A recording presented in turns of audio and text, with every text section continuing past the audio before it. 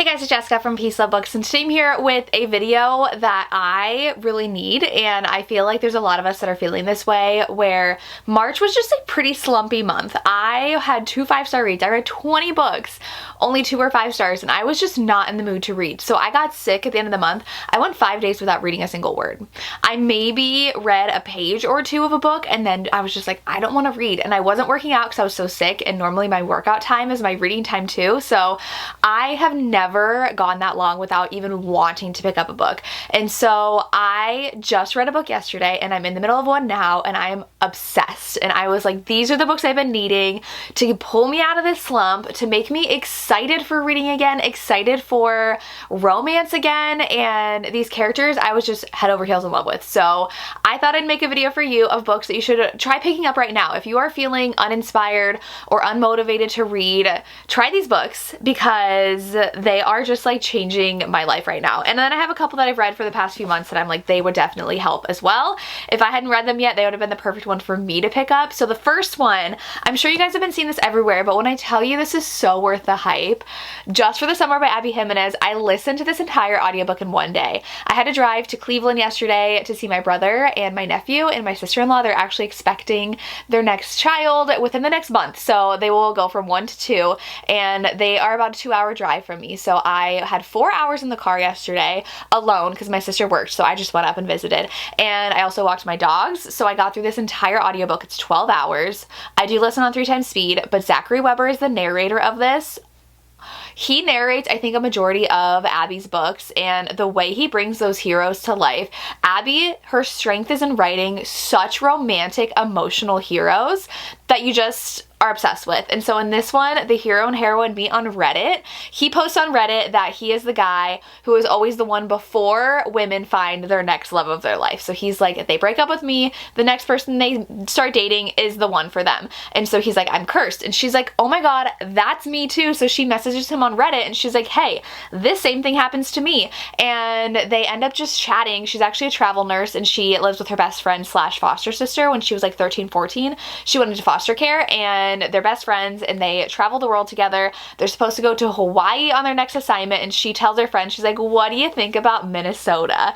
And her friend is immediately like, no, like, I want Hawaii. But she wants to meet this guy, and they decide to date for the next 6 weeks just for the summer before they are able to break up, and then they should break their curse and find their forever people.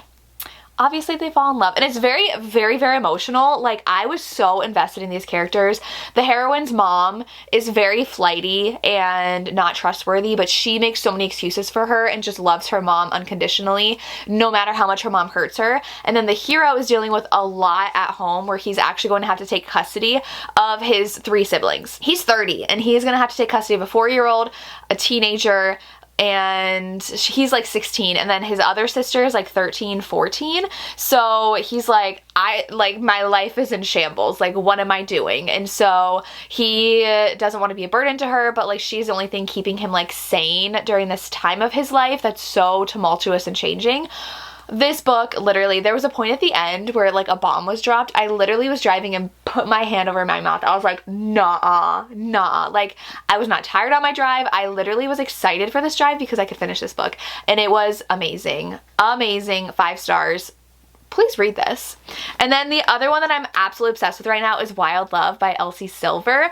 This book, it comes out on Tuesday, the day that I'm posting this video, and I love a hero who is so smitten with the heroine. And the hero in this one had always gone to this lake with his family for the summer and was best friends with one of the boys there, and it was his sister, Rosie, that he had always had a crush on, and nothing happened. And now I think he's like 30, 32, she's 28, and she just gets fired from her corporate job and she moves back to their small town, and he is in the small town building his own like music studio production company. He's actually a billionaire. He figures out that he has a daughter who was 12 or 13, and Rosie wants to be his assistant or like his business manager, and so they're working together and they always push at each other. They banter so well, and there's just something about their dynamic that Elsie Silver is so good at writing with her characters where I'm obsessed with any interaction they have. It's so adorable. They push each other's buttons, but they also really truly care and show each other they care, and I cannot wait to read more.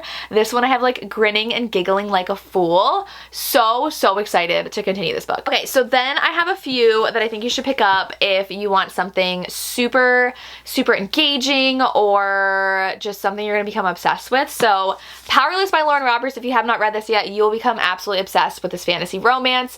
This is a society where if you don't have powers, you're murdered. You are said to like nullify the powers of people. The heroine is actually powerless, and her dad has been training her to really notice things so that people think she's a psychic kind of, and so she has lived that way. And then she has got the attention of the government because she saves the prince, and the prince is actually the enforcer for his father, the kingdom. He is the second in line. So the first prince, like his older brother, doesn't really have to do a lot. He's just like in line to the throne, and this guy is the enforcer, and he can actually use any powers around him. And so they're entered into a competition together. The romance in here is amazing. The ending had me just like shocked. I could not put this down. I was so obsessed with the story. It's so fast paced because there's like the tournament, there's a lot with the court, like trying to like live in this kingdom, especially her, where she's like literally going to be killed if people figure out who she is. So I love this so much. Please read this if you're in the mood for a really addicting fantasy. Another fantasy that book 2 is right around the corner, it comes out next week, is Twilight of Embers by Tessa Hale. If you like Why Choose romances, you have to read this. It is Dragon Shifters. The heroine has no idea magic exists. She lost her parents when she was young. They were murdered, and she kind of like goes foster care to foster care, starting at a new college, and this guy smells her and he's like, where's your protection? And she's like, what? I need like a bodyguard to escort me to class. Like, what are you talking about? And he like laughs it off. He knows what she is. And him and his 4 other, so there's 5 heroes, 4 other like brothers slash like best friends, where they like kind of consider each other brothers. There's only 2 like blood brothers though. They're twins, are her mates. And so we have a professor, we have 2 kids in college, we have like this Viking like guy, and then this like billionaire club owner guy, and she is slowly like getting to know them, and there's a couple of them that are really resistant of the bond because one just like thinks she's gonna ruin them, and another one is literally the college professor. He's like, it's literally like against the rules for me to date a student. And so there's that dynamic. There's a huge cliffhanger at the end, lots of like conflict and danger and intrigue, and it's super short. It is a full cast narration, so all the guys are different narrators and the heroine is a different narrator, and we get some of their POVs too. Book 2 is coming out in a week from this week, so like a week and a half. I think it's next Friday. So excited. I should be getting an ARC. Cannot wait. Just can't put this book down. Then I have The Fake Mate by Lana Ferguson. This one I know is very polarizing. People either love it or hate it. I thought it was amazing. I have not yet read Bride, but I feel like this and Bride were like very similar in like people recommending them. This one is a fake dating with like alphas and betas and werewolves, and so the heroine and the hero had to fake date for different reasons, and then it becomes like, I love the paranormal aspect because they are literally like, they smell each other and then go insane. There is like nodding in here. The heroine like goes into heat at one point. So it's very werewolf, but like they work together, and it just feels very contemporary even though it's a paranormal romance. Literally could not stop listening to this audiobook. The audio was so good. I was just thinking about it. I was like grinning like a fool while I was listening to this audiobook because I could not get over how adorable they were. I was obsessed. So if you want a spin on contemporary to be a paranormal, and they have to fake date and they work together, and the hero is just like so smitten too, falls so hard, definitely pick this up. I was obsessed. If you want a short, spicy romance that you're just like, yes, give me all the forbidden taboo spice, Season of Secrets by QB Tyler is so good. It is an older boss romance. He has always really liked her since he has hired her, and at the Christmas party, so that's the only like holiday part of this, it's just a Christmas party, he is finally giving in in, and she's like, fine, take me home. And so he does, and he literally like gives her his credit card, spend whatever you want on it. If you want billionaire, taboo, because he's definitely a lot older than her and they have to hide it at work. And he is like, well, what am I gonna do now? I'm gonna tell them, because he obviously is so into her and it's way more than just physical to him. And I love that about the heroes when they're like all in and not afraid to be all in. Oh my god, it was so good. And it's definitely short. I think I read this in like a flight that I was taking. It was like to Vegas, I think, so it was like a 3-hour flight. I finished this all in like one sitting. Could not put it down, was obsessed. Super spicy too, if you like the spice. Always check out QB Tyler for that, but this one so good, and I'm dying for a new one from her. I feel like it's about time we should have a new one from her, but I always go to QB when I want really addicting, hot, taboo romances, and those definitely help get over that slump. Okay, the next one is a little bit different. If you want a different genre, you're like, I am just over whatever I'm reading right now, and this is holiday, but it's the only of the genre I've read so far that I've been obsessed with, and that's the 12 Slays of Christmas.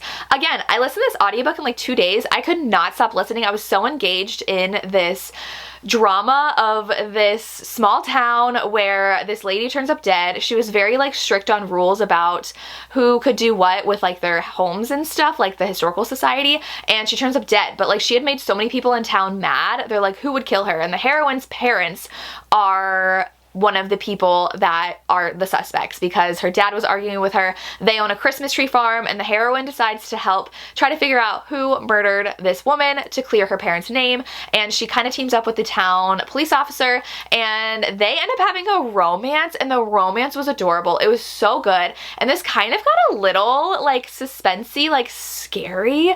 Like someone was sabotaging her in like kind of a terrifying way, where it's like kind of like a scary movie where like things happening while she was sleeping in her house and like in the dark at the Christmas tree farm. Not super scary because I'm like definitely a scaredy cat. I wasn't too scared, but I had so much fun. The romance was great. The mystery was great. The Christmas atmosphere was great. I actually just downloaded book 2 and it's April. Like I'm going to read a Christmas cozy mystery in April because I was so addicted, and it was just a breath of fresh air reading a different genre when nothing else in the genre I was reading was hitting. So if you need a change of scenery, pick up a cozy mystery. The last one I have is if you want a book that you are going to become so completely obsessed with, but you might get in a reading slump after you finish, is Manacled. I read this in 2 days. This is like 1,000 pages. I read it in 2 days. I was so wholly invested. My sister-in-law, who does not read a lot, is on her 3rd reread of this book. So my brother read it. Like they are casual readers. They like maybe read a book a month, and they were obsessed with this book, which made me very happy. This one is a fan fiction, so it's free to find on AO3 online and download it. Totally free. You can't buy fanfic. That's like illegal to make any money off of fanfic. It's Harry Potter fan fiction, very Handmaid's Tale of Draco and Hermione. Hermione is kidnapped after the war. They have lost it to the Dark Wizards, and she is entered into this like breeding program where she has to have babies with these high lords who are of the evil wizards, and she's placed with Draco's family and has to have babies with Draco. And so it is so emotional and emotionally draining, but you will get so emotionally invested in this story. I could not recommend this book enough if you want to become completely obsessed with reading again. However, it did put me in a slump after I finished. So just be aware you will be addicted and not stop thinking about this book for so long. Like it was like a month before I found anything that made me feel even a little bit of what this book made me feel. It is so heartbreaking. I sobbed at the end, but you will become obsessed and you won't want to stop reading. Like you will think about this 24/7. So if you want that feeling, pick up Manacled. And those are some romances that I think you should pick up if you're feeling a little slumpy. They have made me excited about reading again, and they're books that I've maybe finished in a day, whether that was audio or physical or ebook, and I could not stop thinking about them. And I'm currently reading Wild Love, cannot stop thinking about it. It is perfection. So check out these books and let me know if you have any recommendations. What should I pick up next if I'm feeling slumpy? I would love to hear, and that's all I have. As always, thank you so much for watching and have a good day. Bye.